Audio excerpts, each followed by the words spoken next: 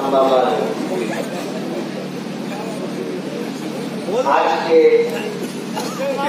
हमारे सियासी जलसे के सदर मोहतरम एजाज रहमानी साहब, जनता दल से मुडर के सदर मुडर इकबाल साहब, जनता दल से मुडर राष्ट्रवादी कांग्रेस पार्टी के कारपोरेटर हजरात, स्टेज पर तशरीफ फरमा मुअज़्ज़ज़ीन शहर। किसी ने कहा है कि तेरी रहमतों का दरिया सरेआम चल रहा है, मुझे भीख मिल रही है, मेरा काम चल रहा है, तेरे नाम का वजीफा मेरी जिंदगी का हासिल, तेरे नाम की बदौलत मेरा काम चल रहा है। हमारा ये शहर मालेगांव मुस्लिम अक्सरियती शहर, यही वजह है कि हमारे इस शहर को फिरका परस्तों ने हमेशा नजरअंदाज किया है और इस बात की कोशिश की है कि मालेगांव कभी भी तरक्की ना कर सके। मुस्लिम अक्सरियती शहर, मस्जिदों का, मीनारों का शहर, मदरसों का शहर, सनतकारों का, मजदूरों का शहर। हमारा ये शहर हमेशा से साजिशों का शिकार रहा है और इस बात की कोशिश की जाती रही है कि ये शहर हमेशा पिछड़ा ही रहे। आप शबे बारात का मौका है, वो शबे बारात 2008 की आप भूले नहीं होंगे, तो 2006 की शबे बारात, 2008 का भिक्कू चौक का बम ब्लास्ट आप भूले नहीं होंगे। मैं पूछना चाहूंगा आपसे, हमारे हिंदू भाइयों से, हर हिंदुस्तानी से, कि अगर मालेगांव को बम ब्लास्ट के लिए चुना गया तो हमारे शहर का या मालेगांव में बसने वालों का क्या गुनाह था? हमने किसी का क्या बिगाड़ा था? हमारे शहर को निशाना बनाया गया और 40-45 लोग इस शहर में बेगुनाह बेकसूर शहीद किए गए। जिन लोगों के सर पर बम ब्लास्ट का गुनाह है, ऐसे तमाम लोग बरसों जेलों की सलाखों के पीछे रहे। आज की बीजेपी और मोदी की सरकार ने आकर के उन तमाम लोगों को जेलों से रिहा करवा दिया। आज वो जमानत पर है और हद हो गई कि जो सरकार ये कानून लाना चाहती थी कि जो गुनहगार होगा उसे इलेक्शन लड़ने के हक से महरूम किया जाएगा, ऐसा बिल लाने का शोर मचाया जा रहा था। उनका कहना कुछ और है, करना कुछ और है।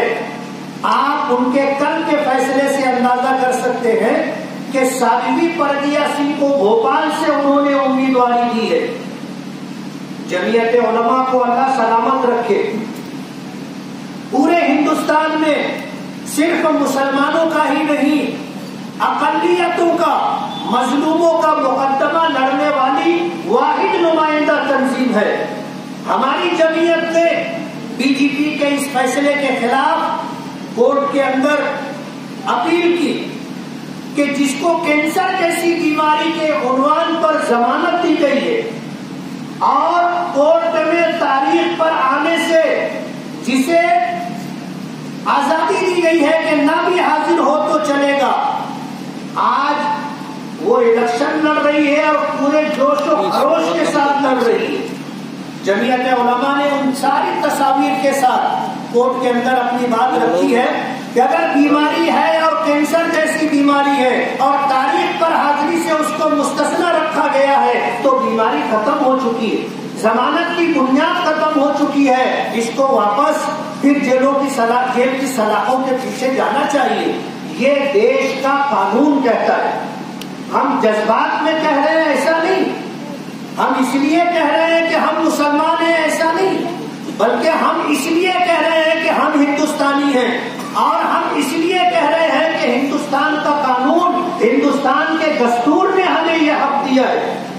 और जाहिर बात है, हिंदुस्तान एक सेकुलरिज्म और जमहूरियत रखने वाला मुल्क है। पूरी दुनिया में हमारे मुल्क की एक पहचान है, एक शनाख्त है कि पूरी दुनिया में सबसे बड़ी जमहूरियत रखने वाला अगर कोई देश है, कोई मुल्क है, तो वो हिंदुस्तान है। बीजेपी के जो उम्मीदवारों की लिस्ट है, आप अगर देखोगे तो उसमें 30% ऐसे उम्मीदवार हैं जिनका ताल्लुक मुल्क में फिरका वाराना फसादात, बम धमाकों और कत्ल गारतगरी से जुड़ा हुआ है। संगीन जराइम से उनके दामन दागदार है। 20% ऐसे उम्मीदवार हैं जिन पर लूट मार का मुकदमा है, जिन पर गबन का, फराड का मुकदमा है, बड़े बड़े घोटालों में जिनका नाम जुड़ा हुआ है। आप अंदाजा करो देश को किस तरफ ले जाया जा रहा है। मुल्क को और मुल्क के वासियों को धोखा दिया जा रहा है। 2014 का इलेक्शन था, इलेक्शन के मौके पर मुद्दों पर इलेक्शन लड़ा जाता है। मोदी ने कहा था कि हर गरीब, हर हिंदुस्तानी के खाते में 15 लाख रुपए आएंगे। याद है आपको? 2 करोड़ लोगों को हर साल नौकरी दी जाएगी। हिंदुस्तान के बेरोजगारों ने, पढ़े लिखे बेरोजगारों ने सोचा कि अगर 2 करोड़ लोगों को हर साल नौकरी मिलेगी तो 5 साल में हमें भी नौकरी मिल जाएगी। पूरे देश ने उनकी बातों पर भरोसा किया था, लेकिन एक वादा भी वफा नहीं हुआ और देश और ज्यादा बेरोजगारी का शिकार हो गया। न किसी के खाते में 15 लाख रुपए आए और न किसी बेरोजगार को रोजगार मिला। बल्कि हैरत की बात यह है कि नोटबंदी जैसा फैसला करके 50 लाख से ज्यादा रोजगार से लगे हुए लोगों को बेरोजगार कर दिया गया। हम कोई जज्बाती सियासत नहीं कर रहे, हम आंख बंद करके फैसला करने वाले लोग नहीं है।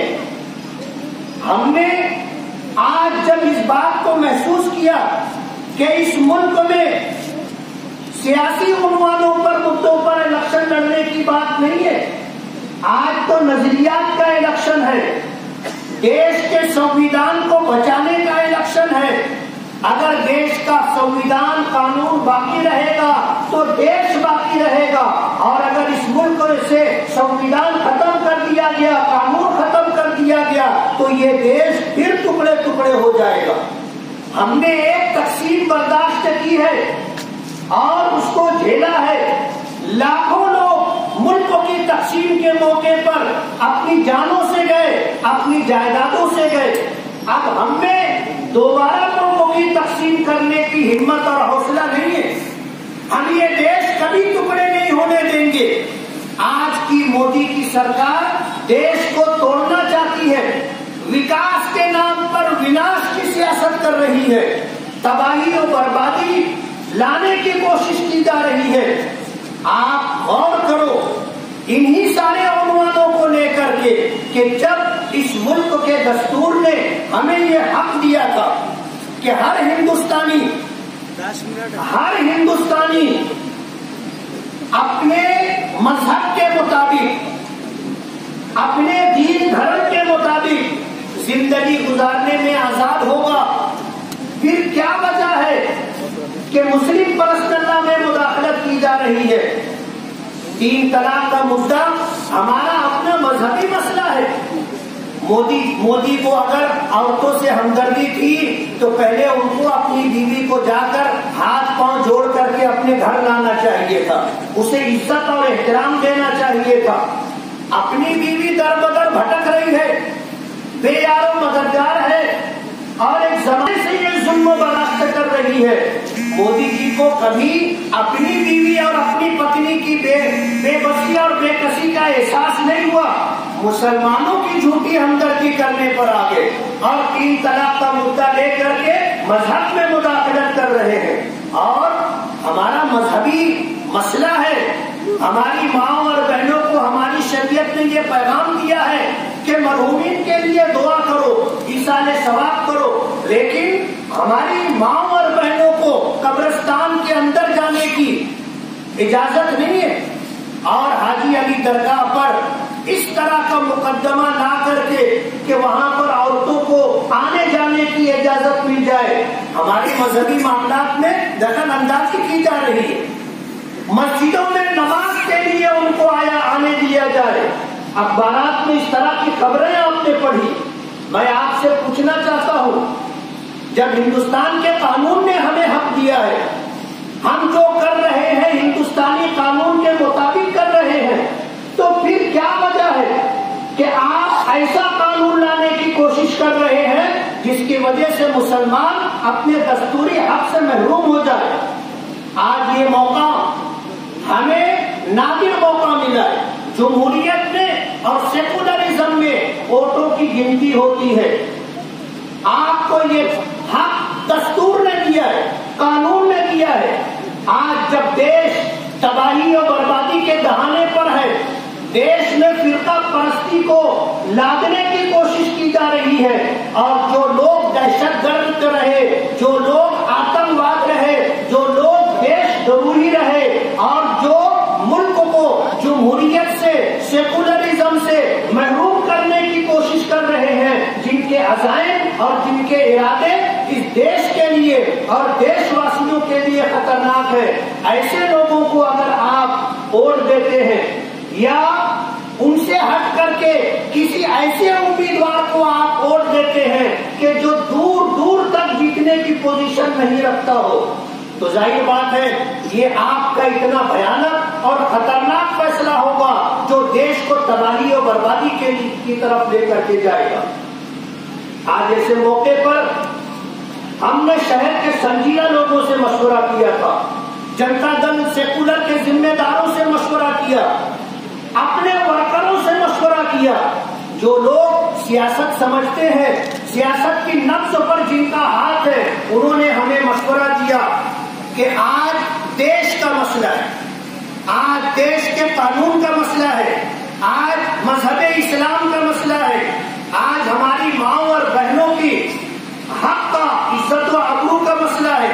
वो लोग जो औरतों की इज्जत पामाल कर रहे हैं, वो लोग जो छोटी छोटी बच्चियों को इस्मत दरी के जरिए मौत के घाट उतार देते हैं, जो लोग गौ वंश के नाम पर मौत लिंचिंग करते हैं, ऐसे लोगों को अगर देश आगे ले जाएगा तो ये देश के हक में बहुत बुरा फैसला होगा। बहुत मजबूर होकर के देश के मफादात को सामने रख करके हमने फैसला किया है कि कुणाल बाबा पाटिल को आप वोट दें और अपना ये वोट फिरका परस्ती के खिलाफ आपको वोट देना है। देश के खिलाफ जो लोग जराइम के मुर्तकिब हैं उनके खिलाफ देना है। जो देश के दुश्मन हैं और गंगा जमनी तहजीब के दुश्मन हैं, आपको उनके खिलाफ वोट करना है। और ये कानून ने आपको हक दिया है। आप अगर इस मौके पर चूक गए तो फिर आपको मैं वो शेर सुनाना चाहूंगा कि तारीख की आंखों ने वो जुल्म भी देखा है, तारीख की आंखों ने वो जुल्म भी देखा है, लम्हों ने खता की थी, सदियों ने सजा पाई। एक वाकया सुना करके अपनी बात खत्म करूंगा कि जंगल में एक चीते ने एक गधे और चीते के दरमियान बहस हुई। गधा कह रहा था कि घास नीली है और चीता कह रहा था कि घास हरी है। बहसों मुबासा होता रहा। जंगल के राजा शेर के पास पहुंचे और पहुंचने के बाद गधे ने जाकर के सलामी पेश की और कहा कि बादशाह सलामत, मैं कहता हूं कि घास नीली है और आप भी जानते हो कि घास नीली। ये चीता कहता है कि घास हरी है। अब आप अपना फैसला दो कि कौन अपनी बात पे सही है। शेर ने कहा कि गधा जो बात कर रहा है कि घास नीली है, ये बात सही है। तो गधा कूदने लग गया। उसने कहा कि जब चीते ने गलत बात कही है तो इसको सजा मिलनी चाहिए। तो शेर ने सजा दी कि चीते को 1 साल कैद बामशक्कत की सजा दी जाती। चीता हैरान हो गया, गधा हंसता कूदता वहां से बाहर निकला, शोर मचाया। चीता कहने लगा, बादशाह सलामत, आप भी जानते हैं कि घास हरी है, मैंने कौन सी गलत बात कही, तो मुझे 1 साल की सजा क्यों दी गई? तो शेर ने कहा कि तेरी बात गलत है इसलिए सजा नहीं दी गई, तू सही कह रहा है कि घास सही है, घास हरी है, तुझे सजा इस बात पर दी गई है कि तू एक बेवकूफ के साथ बहसो मुबासा कर रहा है। जब तुझे पता है कि ये गधा है और इसको कुछ समझता नहीं है तो इसके सामने हकायक और दलाइल देने की कोई जरूरत नहीं थी। ऐसे लोगों से बहसो मुबासा नहीं करना चाहिए। तुझे सजा इस पर दी गई है कि तूने बेवकूफ के साथ बहसो मुबासा करके अपना और मेरा वक्त क्यों खराब किया। इलेक्शन में लोग आएंगे, आपको हरा और सब्ज बाग दिखाएंगे कि हम जीतने की पोजीशन में, वही गधे वाली बात। दूर दूर तक जो मुकाबले में नहीं है, जिनका कहीं वजूद नहीं है, 6 असेंबली हलकों का इलेक्शन है और जिनकी कोई तैयारी नहीं है, ऐसे लोग आज कहते हैं हम जीतने की पोजीशन में। आप सोच समझ करके फैसला कीजिए। आज अगर आपने एक गलत फैसला किया तो इसकी सजा चीते को तो 1 साल मिली थी, आपको कितने साल की मिलेगी? 7 साल की सजा मिलेगी। और राहत ने कहा है ना कि जो आज साहिब मसनद है कल नहीं हो। ये नविश्ते दीवार है, यानी दीवार पर लिखी हुई तहरीर है कि जो आज साहिब मसनद है कल नहीं होंगे, किराएदार है, जाती मकान थोड़ी है। इसलिए मैं आपसे ये गुजारिश करूंगा, आपसे ये अपील करूंगा कि आप इस मौके पर, हमने बहुत सोच समझ करके फैसला किया है कि कुणाल बाबा पाटिल जो हाथ की पंजे की निशानी लेकर के खड़े हुए हैं, आप उनको अपना कीमती वोट दे करके जिताएं और मशीन में उनकी निशानी 2 नंबर पर है। किसी ने कहा है कि मैंने माना मेरी आवाज नहीं जाएगी, दरो दीवार से टकरा के पलट आएगी। अब भी मौका है, अंधेरों का करो कोई इलाज, अब भी मौका है, अंधेरों का करो कोई इलाज, वरना ये नस्ल उजालों को तरस जाएगी। बहुत बहुत शुक्रिया। दुआ करके बिस्मिल्लाहिर्रहमानिर्रहीम, अल्हम्दुलिल्लाहि रब्बिल आलमीन।